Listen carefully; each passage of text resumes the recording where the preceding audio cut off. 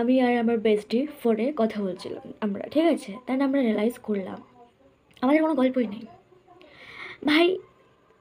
মানে গসিপ করার কোনো টপিকই নেই আমাদের কাছে, কাকে নিয়ে গসিপ করব? মানে আগে তাও ছিল আমাদের কালসাপ, কোবরা, অজগর, ঠিক আছে? ওদেরকে নিয়ে পিএনপিসি করতাম, তাও একটু হতো। সরি, পিএনপিসি বলা যায় না ওটাকে, ওটা গসিপ, ঠিক আছে? করতাম, হতো। বাট ভগবান তাদেরকে সরিয়ে দিয়েছে আমাদের লাইফ থেকে। এখন নেই, এখন আমরা টপিক খুঁজে পাচ্ছি না আমরা কী নিয়ে গল্প করব, কারণ আমরা একে অপরের সব জানি, সব গল্প শেষ আমাদের, ঠিক আছে? যে গল্প করব নাই গল্প, আর আমরা দুজনেই সিঙ্গল, রাইট? বয়ফ্রেন্ড নেই আমাদের যে তাদেরকে নিয়ে গসিপ করবো।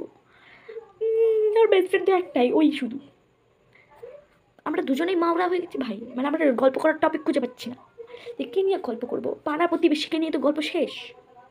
তাছাড়া দিয়ে ফোন করে ভাই আমরা চুপচাপই ছিলাম, মানে ফোন লাগিয়ে দিয়ে আমি ফোন ঘাটছি, ওই ফোন ঘাটছে, মানে দুজনেই চুপচাপ। মানে আমাদের কাছে কোনো গল্প নাই যে গল্প করবো ভাই। ভাবছি কারো লাইফে থার্ড পার্সন হয়ে ঢুকে যাবো, ফিরসে